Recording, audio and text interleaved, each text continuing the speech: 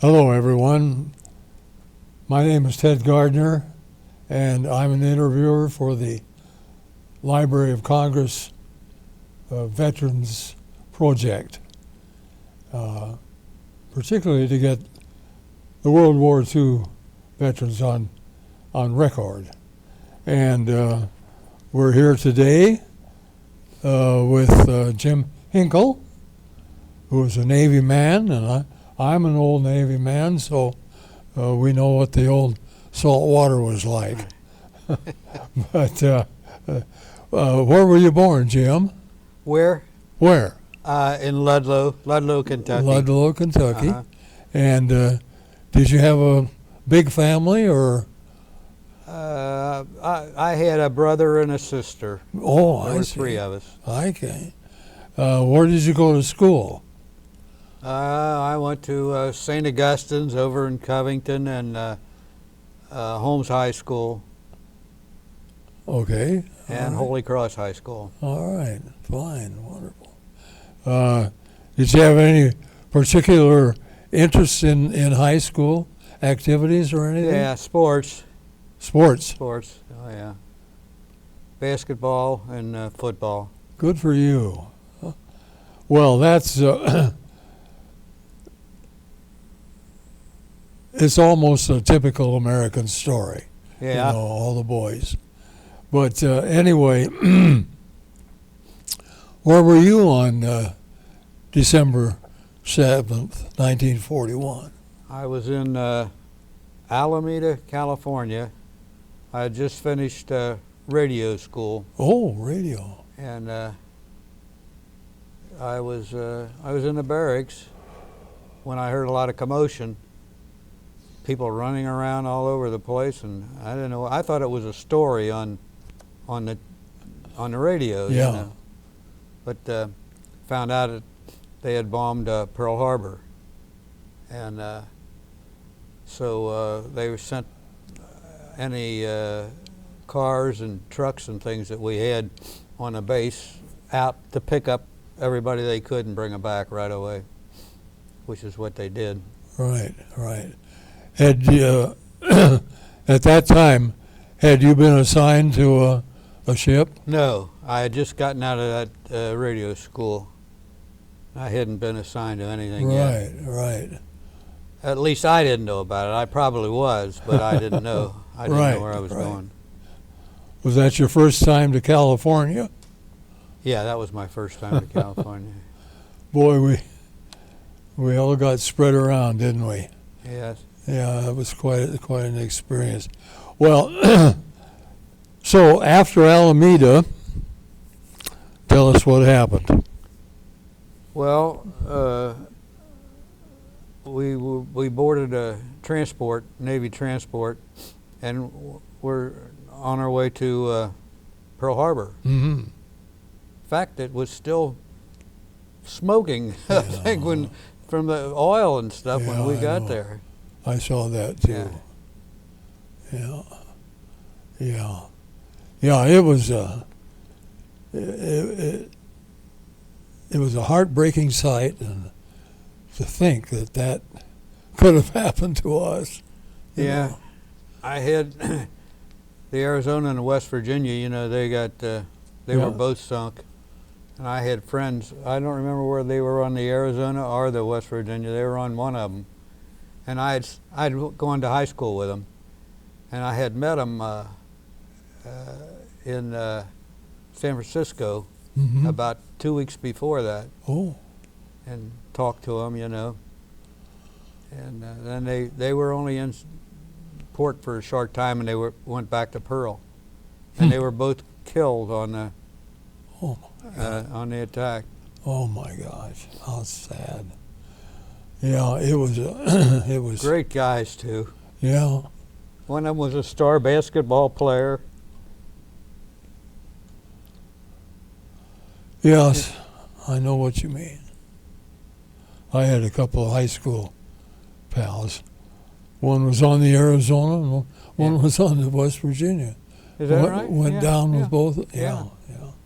Just heartbreaking, unbelievable. Well, now, Okay, so you got to Pearl Harbor, and what happened from there Pearl on? Harbor, we were in Pearl only about a week, and I found out where I was going. I was going into the air department of the ship. I was in the torpedo squadron, torpedo Oh, 2. yeah. Uh, SBDs? They were SBDs, 12 years old.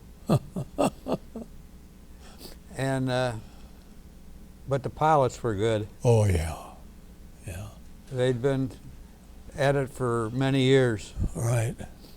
Well, that was one of the great things that we had such a great advantage over was our training. Yeah, I think And, so. oh, yeah. Thorough training and brave men. Of course, the enemy were brave too, but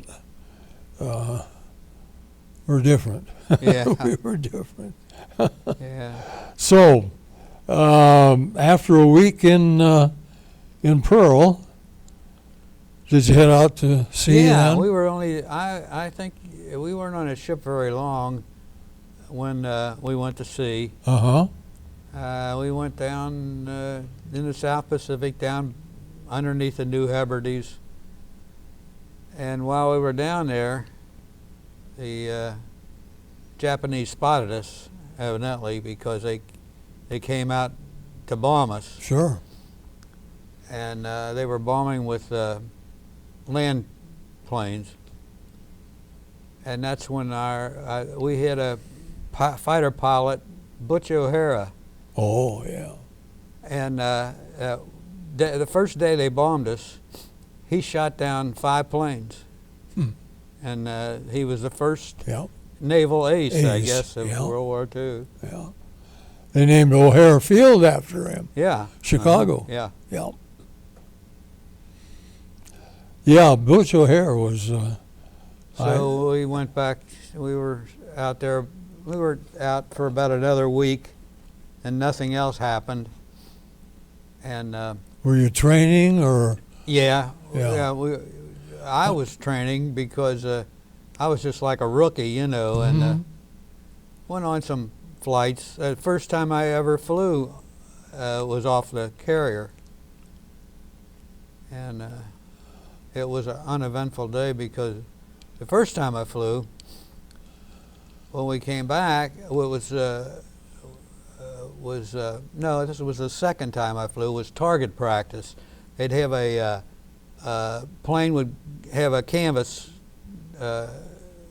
barrel.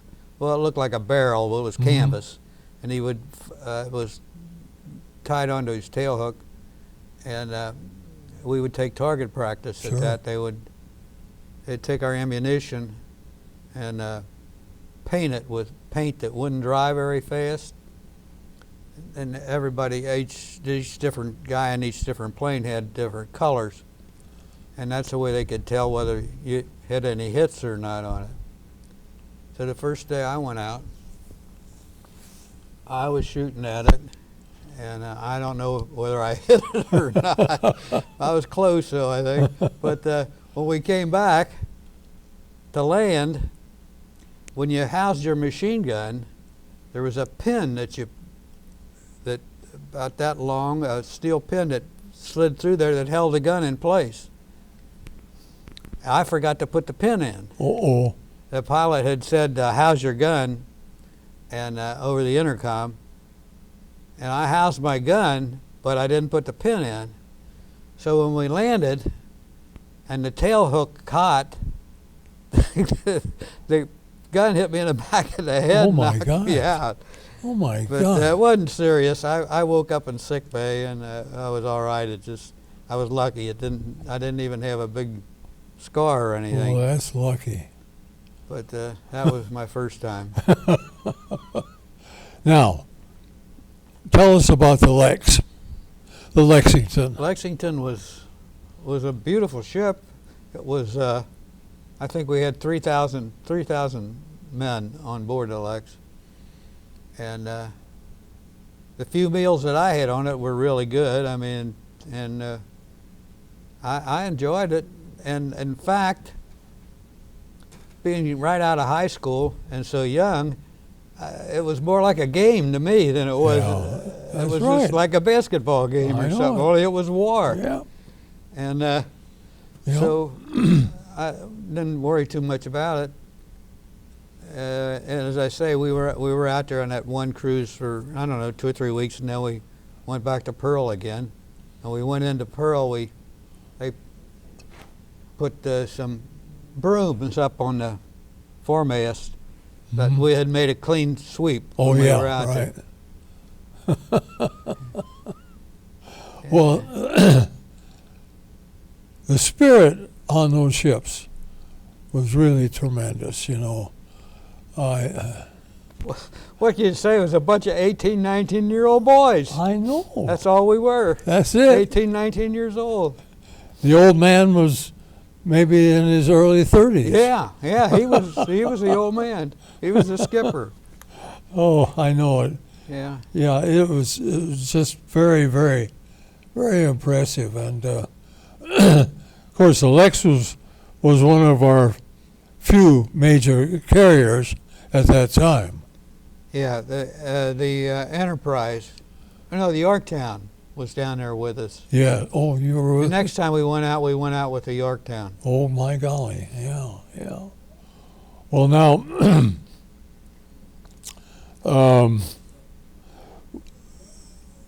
tell us what type of planes flew off the Lex. TBDs, and those were torpedo planes by Douglas, and the fighter planes were Grumman's, Mm-hmm. and the dive bombers were SBDs. They were by Douglas too. Douglas too, But, yeah. they were scouting and dive bombing planes. Well, they were rugged planes. Yeah, they were good planes. They were good planes. Unfortunately, you know, we lost so many early in the war. You know, up until about April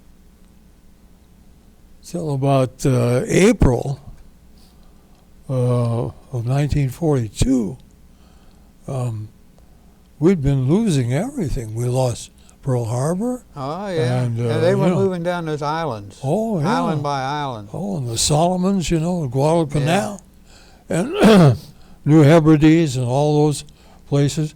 Did you ever get ashore in those faraway places? Yeah, New Caledonia Oh, did you?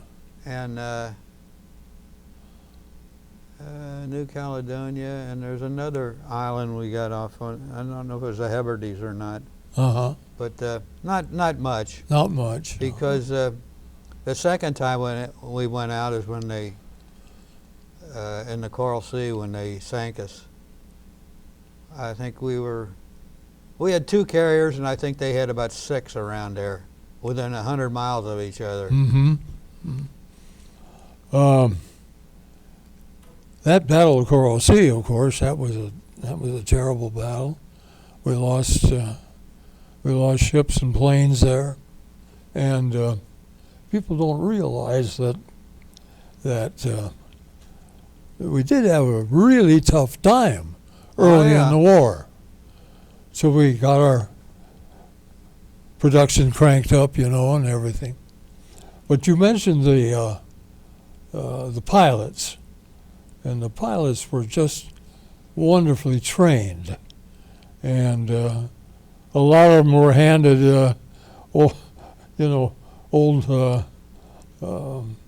worn-out type of airplanes yeah. too. Well, I think about maybe 50 or 60% of our pilots, I guess there was about 18 of them, were enlisted men, which was common in the Navy Right. back in the old aviation Right. days when Yeah. naval aviation first started. And they had been at their work for 10, 12 years, and they were good at it. Oh yes. They were good pilots. Yeah. That's another thing that I learned when I got in the Navy, that we had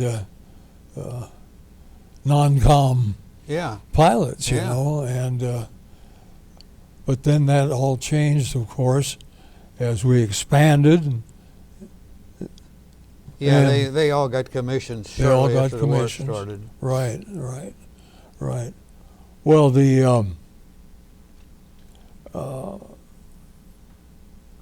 where were you?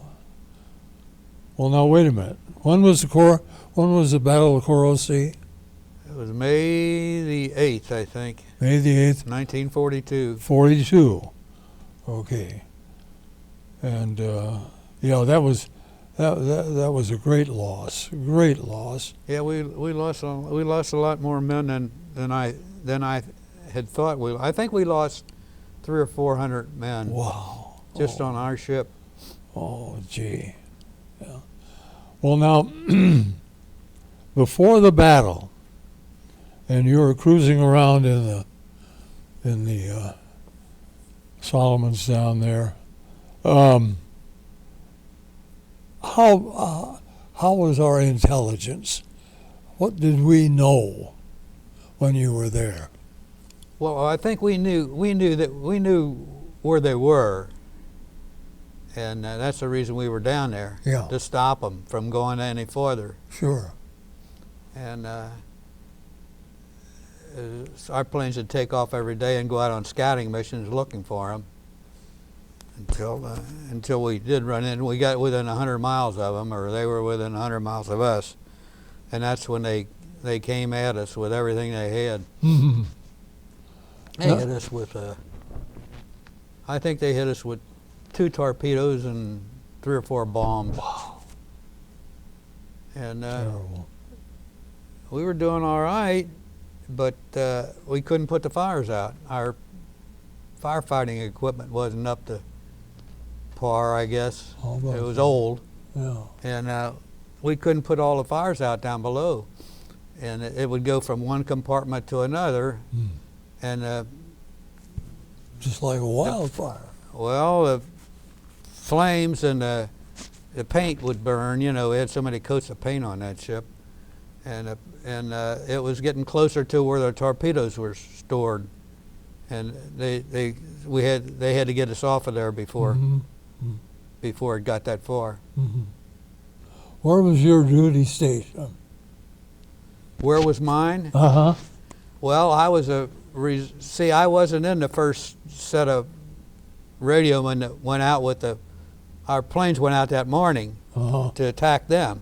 Incidentally, they got 2 or 3 of their carriers. Yeah. But I was like a recruit or a backup or a trainee, or Sure. because I had just gotten out of A rookie. school. I was a rookie. So what I was doing while they were bombing us was helping pass ammunition from down in the hole up.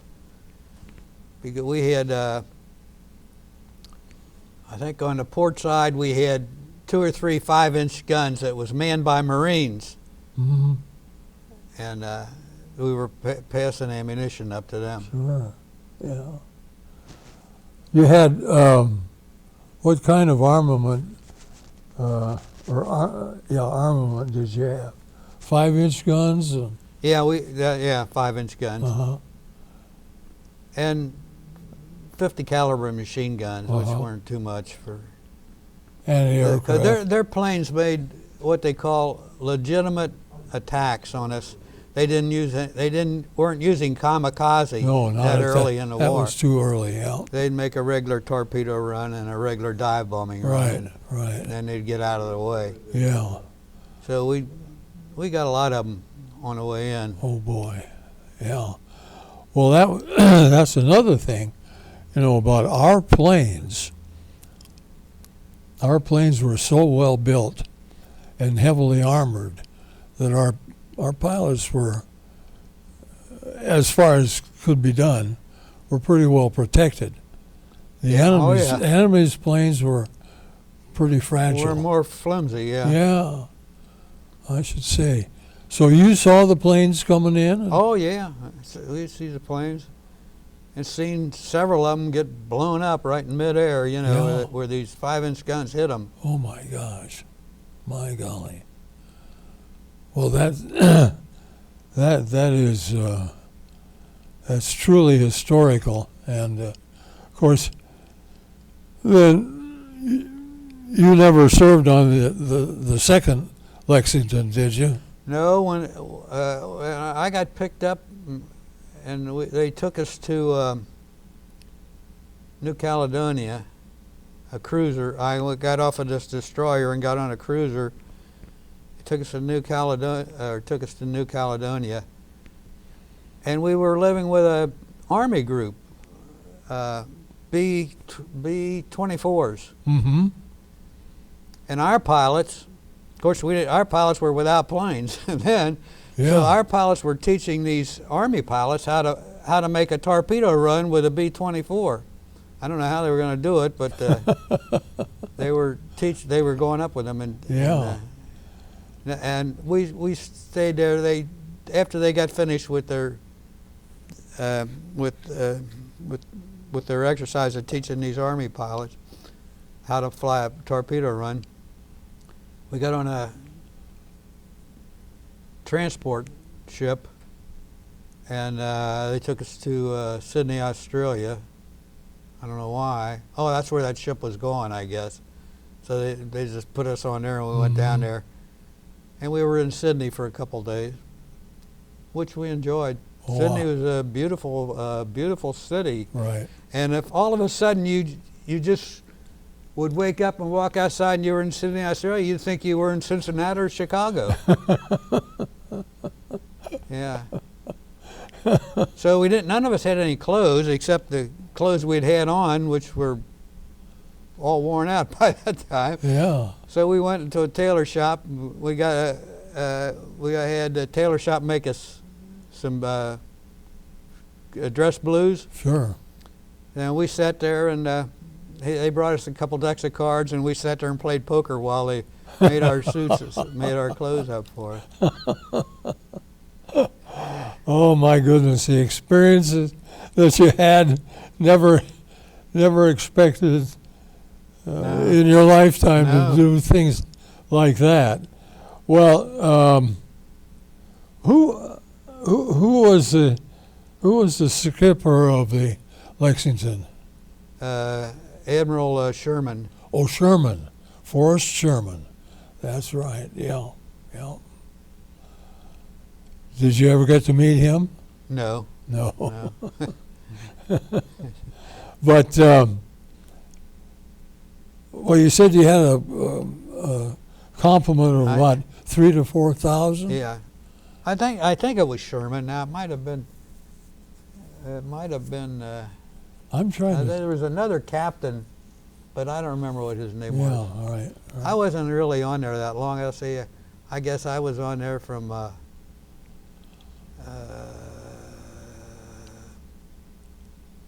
maybe January till May, 3 or 4 months. Now, when the Lex was hit by the torpedoes and started to break up, where were you on, and what were you doing? I was up on the flight deck. You were on the flight deck. My chief asked me to get in one of the planes that was parked up on the aft end of the flight deck, and put the radio on and see if any of our planes that hadn't gotten back yet were trying to get in contact with us. Because they break radio silence because we were shooting at each other, so radio silence didn't mean anything. Yeah, yeah. Well, the Battle of the Coral Sea was basically an aircraft battle between the planes and the carriers. But how long did it take that ship to go down? Well, that's another thing. It was blowing up when we got off of it. There was internal fires and it was blowing up, but it wasn't going to sink for a while, evidently, because I think two of our destroyers actually sank it. Yes. They fired torpedoes into it to put it to rest. Yeah. Oh, and get it out from floating around out there. Oh, yeah. Terribly sad time. Well, when you went over the side into the water. Yeah, we jumped off. Me and another guy, we took a life raft out of one of the planes and inflated it and threw it over. And our plan was to jump down and get the life raft and try to make one of those destroyers out there. Well, we got in the life raft, and the waves were so high we couldn't make any headway. We kept going backwards. Yeah. Drifting backwards. So we said, the hell with this life raft, let's try it on our own. So we just started swimming, and we finally got the destroyers kept coming closer to us, and we kept getting closer to the destroyers. So we made it. Good for you. Were you covered with oil and all that? No. No. No, it wasn't covered with That's oil. fortunate. That's fortunate. And I wasn't too scared. I don't know why. Well, you know, Jim, this is typical. The young fellas that served on those ships were all young, Yeah. as we said, and it's amazing what we What youth will accomplished. do to you. We didn't know what the heck was really going on. No. No, It was I know. like a big basketball game. Oh or something. yeah, absolutely. Well, now, what was the name of the cruiser that rescued you? Chester, I think. The Oh, the USS Chester. Chester. Yeah, she was an old timer too. Yeah. Yeah. And so, the sailors on board the Chester welcomed you and Oh, yeah. took care of you nicely. Yeah. Yeah. They all gave us their bunks and everything. How about that? But we were only on it a couple days, and they took us. That's when they took us Right. to New Caledonia. I think it was Right. New Caledonia. Right. Well, now, after was she the one that took you to Sydney, To Sydney, Australia? no, it was a transport, Oh, that's a merchant marine ship. It was a That's merchant right. marine ship. That's Actually, right. Well, I want to get these. big poker games on that. Oh ship at boy. Yeah. The Navy was well known for its poker games. But so after you got your new uniforms in Sydney, then what happened? I think that transport that brought us down there took us back to San Francisco, Oh, all the way to Yeah. San Francisco. and then we were over back at the Alameda Naval Air Station, and they were, or no, maybe it was San Diego. I think it was San Diego we went back. Ford Island. Yeah, North Island or Ford. Yeah, Yeah, Ford Island. yeah. I think it was San Diego, and they were forming a new squadron, Torpedo 12. And so I was in that for a while, and we'd go out on practice runs every morning. And these pilots, to me, weren't near as good as they were. Just out of flight school, Oh, sure. and they were as young as I was.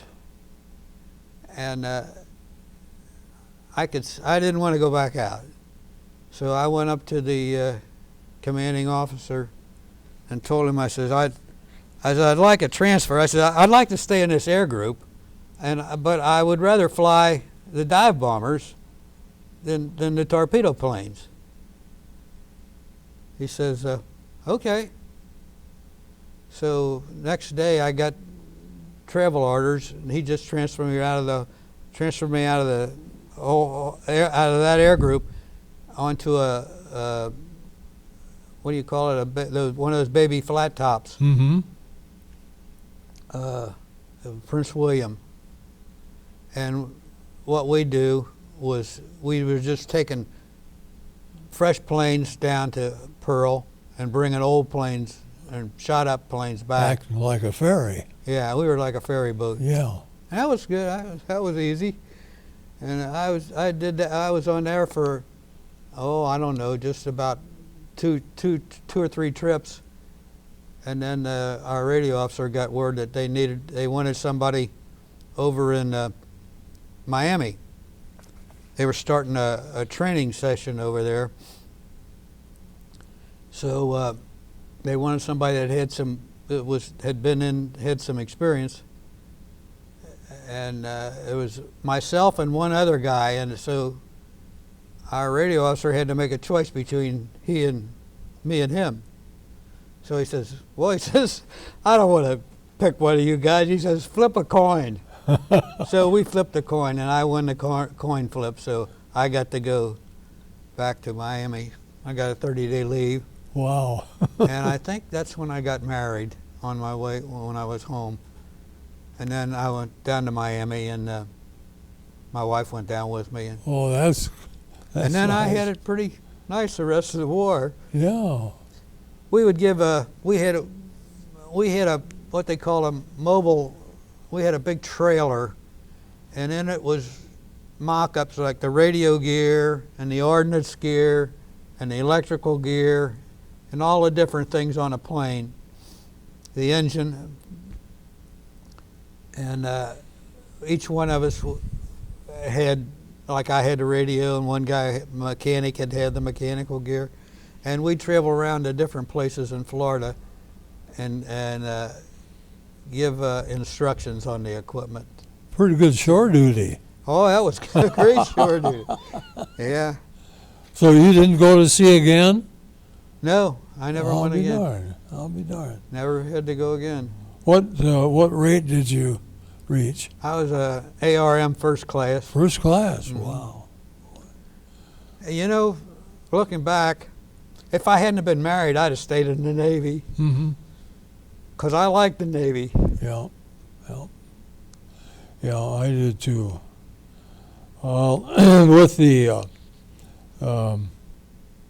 With the things that were going on, of course, shortly after you got sunk, then came the Battle of Midway. Yeah. Yeah. And did you guys hear about any of those? Yeah, I knew. I heard that the Hammond, the ship that picked me up, got sunk in the Battle of Midway. And that's about all I knew about it. Yeah. Well, that was the funny thing that I recognized and experienced, was that you didn't get much news. You didn't get many details. No. For security reasons, of course. And my mother would even send me in the mail.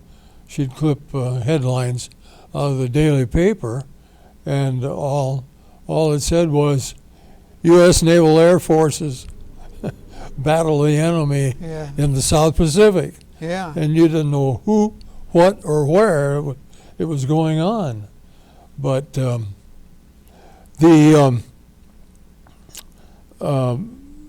course, the Hammond was a well-known ship, and the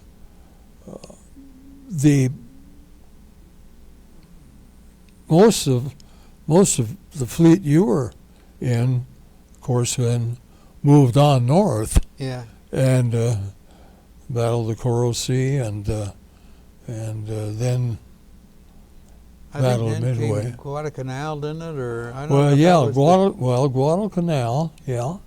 Guadalcanal, was the Battle of Guadalcanal began in early 42.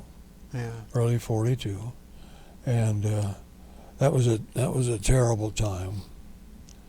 Terrible time. Well, you made a lot of friends aboard the Lexington.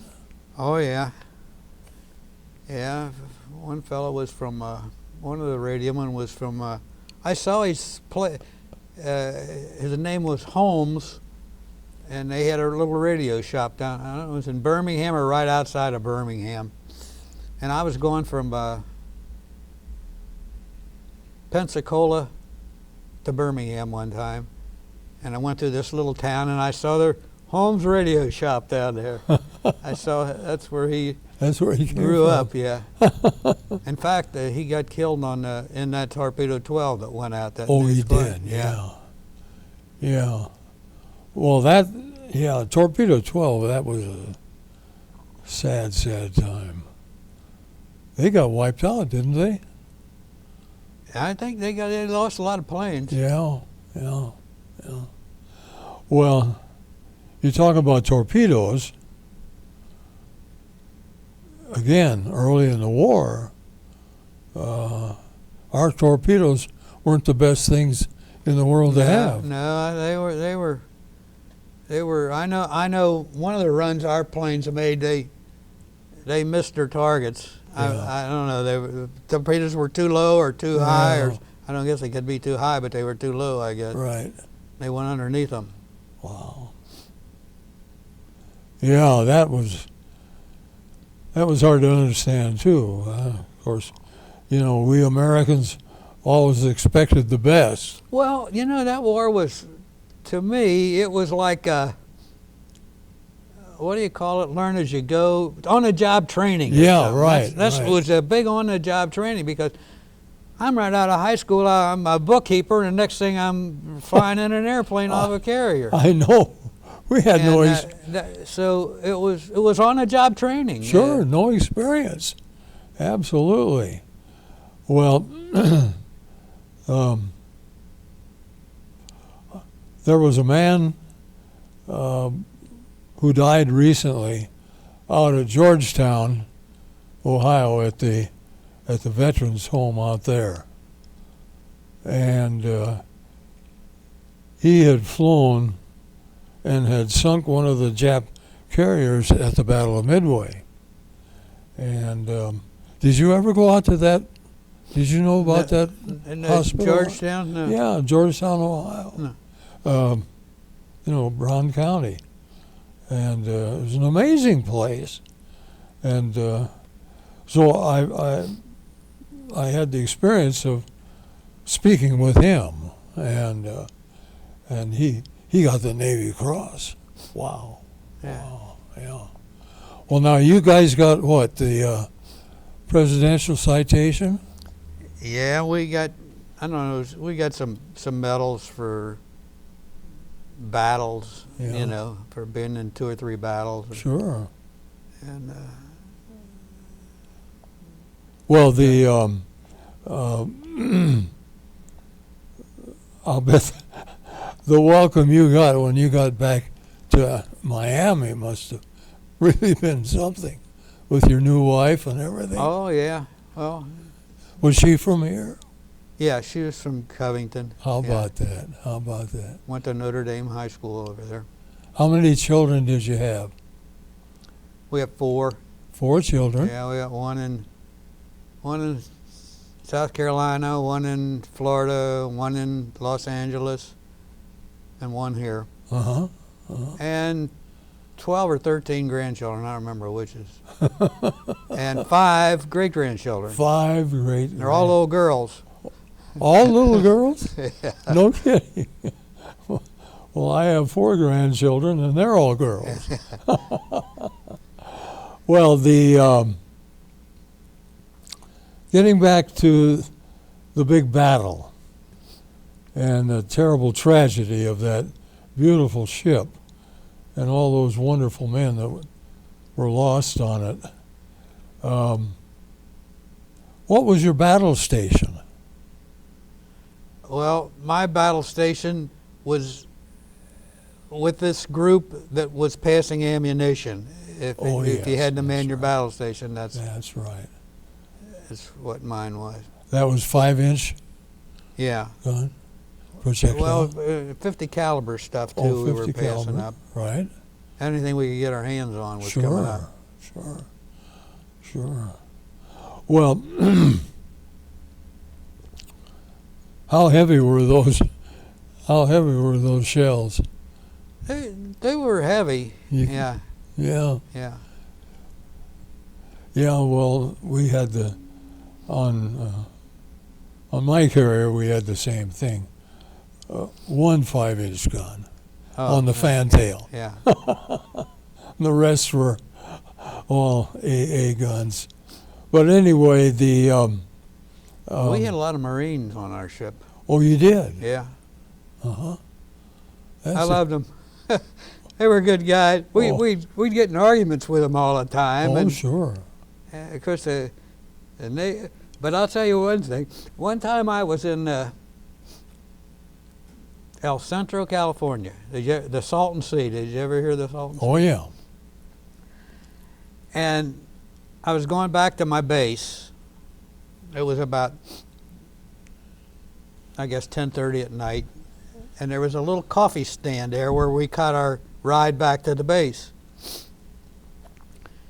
And I got back to the coffee stand and I ordered a cup of coffee, and I was standing there drinking a cup of coffee.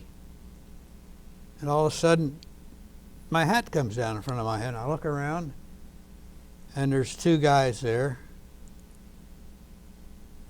as they were two Mexican guys. I won't say because I love Mexican people too, but they happened to be two Mexican guys, and they pushed my hat down. And so I just pushed it back up. I thought they just bumped into me or something. They did it again. So I turned around and took a swing at one of them. And they jumped on me. I think there was 2 or 3 of them. They jumped on me. They had me on the ground. They were pounding me. Oh, my God. And I heard somebody holler, "Hang on, sailor." These 2 Marines come running across the street. Marines. And they took care of them. They got them off of me and chased them down the street. For God's sake. Yeah. I was never so glad to see a couple Marines in my Oh, life. my golly. Marines to the rescue. Yeah. Well, that's crazy, isn't it? Why in the world would they want to Well, bug you? I don't know if you ever heard this, but there was like a zoot suit war going on in Oh, California. And there all these gangs would come out at night, these zoot suit guys, looking for sailors, or sailors would go out looking for them. Yeah. And the war was going on, but they were having their own little war right there in L.A. How about that? And they just get in big fights, and Yeah. I don't know what it was all about, but it was Yeah. they called it the Zoot Suit War. And I guess this was a carryover from that when they Right, flipped my right. hat up. Now back to the Lexington. You had the SBD torpedo bombers, Yeah. and you had what was the fighter plane you had? F4, F4F, Yeah, I think they were. single engine. F4Us, I think, or F4Fs or F4. F4Fs, I don't probably. remember. They were single engine Grummins. They were a Grumman plane. Yeah. Yeah, that's right. They were good fighter planes. Oh, they were good. Yeah, yeah. The F4Us were basically land planes. The Marines Yeah. flew the F4Us. But that's interesting. You say there were quite a number of Marines aboard the Lex. Yeah, yeah. And they had battle stations. Yeah, they too. manned those big guns. Oh, the big Yeah. guns. Okay. And then they were like, if we'd go in the port or something like that, they were shore patrol. Oh, yeah. Oh. How about that?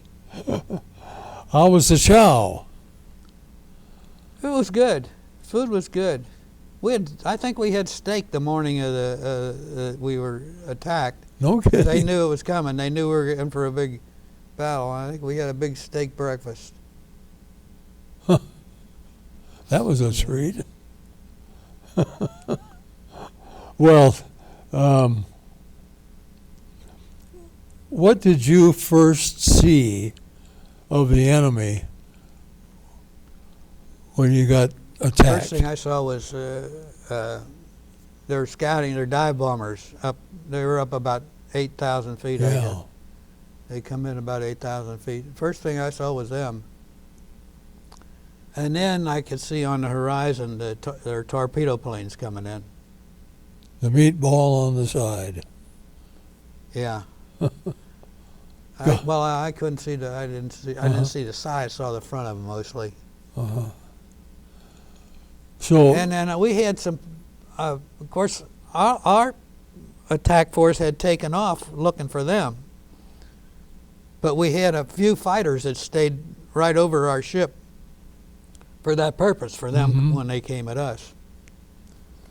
But we didn't have enough. They had more planes than we did. boy, Yorktown was right alongside of us. And I don't think they made most all their attacks at us. they did. Yeah. They might have dropped a few bombs over at the Yorktown, but most everything came at us. Yeah.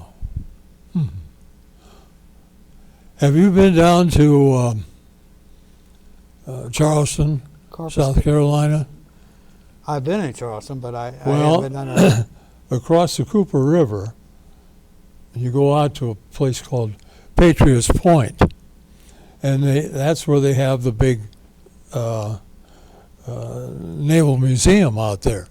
And the second Yorktown is out there, and it's a wonderful place to see. Oh yeah, I imagine it would be. If you need to take a sightseeing trip about that sort of thing, and then swing around to Pensacola and see the Air Force, the Naval Air Force Museum there, Yeah. you would love that. Yeah. You'd just love it. I think they got I don't know whether it's the second Lexington or the third Lexington down in Corpus Christi, Texas, too. Yeah, It's supposed to be nice. I'd like to get I think so. I think that. Yeah, she was. The second one was the Essex class. Yeah. Well, in your train, I mean, talking about being a 19-year-old and not really understanding all that was going on, but you were a radio operator Yeah. on the planes, Yeah. on the SBD. Did I? my- That's still in my head. Oh, of It won't course. go away. Oh, of course. I think about my experience every Yeah. day. Yeah. So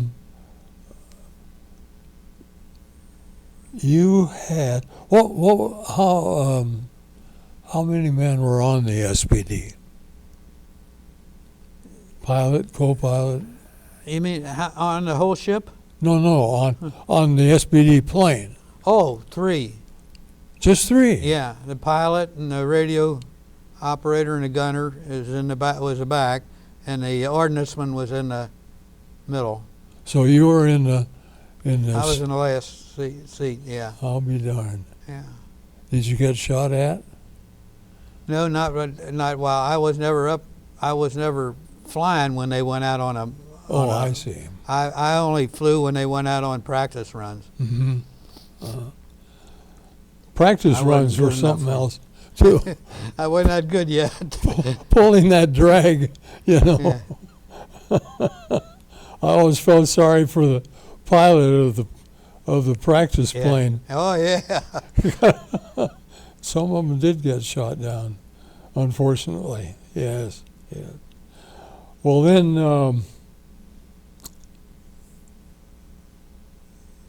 you spent the rest of your time in the Navy in Miami. Yeah.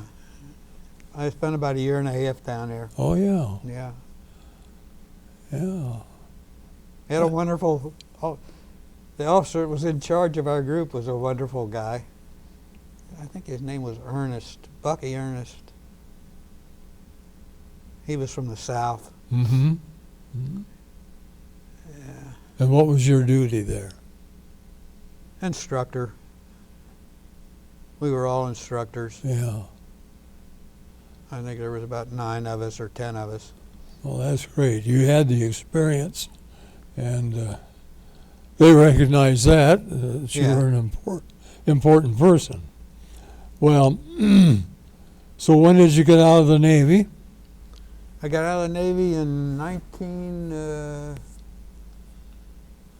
5 years after 41, Uh-huh. 46. 46. Memphis, I think was discharged in Memphis, Tennessee. Mm-hmm. Mm-hmm. It was a big naval station down there in Oh, Memphis. yeah. I didn't realize they had one that big. It was big. Yeah, that certainly. I think it's expanded now, too. I think it's one of the most important naval stations Is it? in the country. Yeah, yeah. So, you and your wife said sayonara to the Navy. Yeah. Yeah, I came back, and the next day, I was over at UC trying to get in, and they said they couldn't take me. I said, "Why?" He says, "It's because you live in Kentucky." And if I'd have known that, I'd have told them I lived in Ohio, I guess. Sure. But they were only taking in-state people. So on my way home, I stopped at there's a Miller Business College, and I enrolled there. Studied accounting. Accounting. Okay. Then when I went to work for an automobile dealership as their office manager and accountant. Well, good for you. And I stayed in the car business for 40 years. 40 years, my word. Worked with all the dealers around here. Sure. Give them a plug. Columbia Olds, Camargo Cadillac.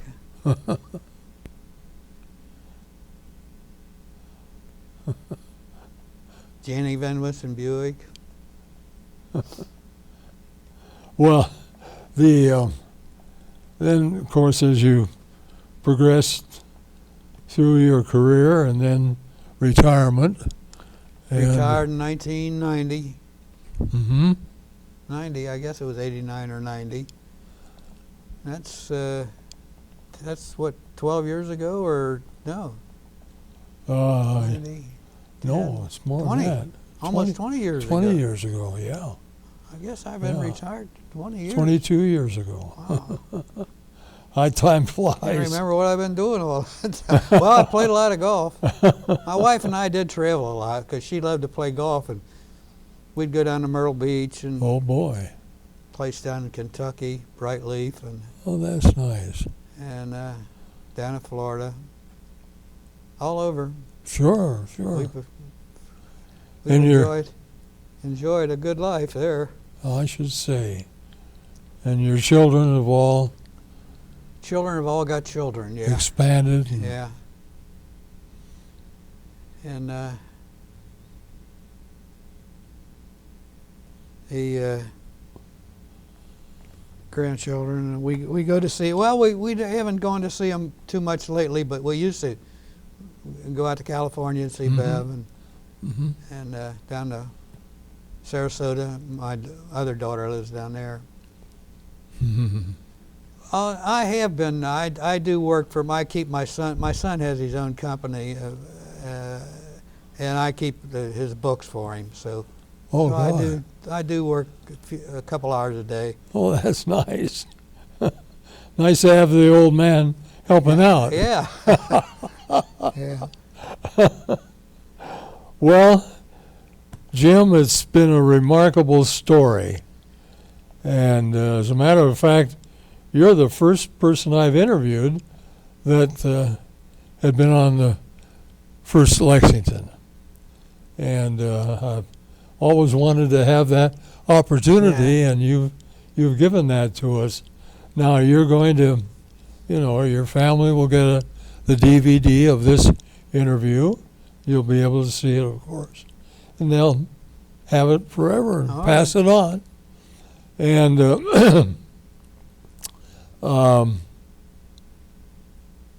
you expect to stay where you are in Milford? Do we expect to stay there? Yeah, we probably will, Uh-huh. as long as we can. Yeah. We love it there. It's a nice community. Yeah, we like it. Yeah, it really is. Well, that's just great. Anything else you want to impart to us that we haven't covered? Well, no, I just I want to thank you for this interview. I Well. really appreciate it. Well, it's an honor for me. And everybody's been nice to us, and can't ask for any more than that. And you took the honor flight. Yeah, we took the honor flight. Those people were nice too. Wasn't that great? Yeah. Oh, boy. Yeah. Yeah, we saw all the monuments.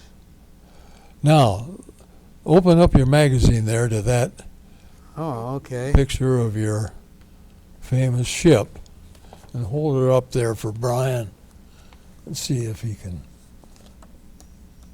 There we go. Now this is the Lexington here.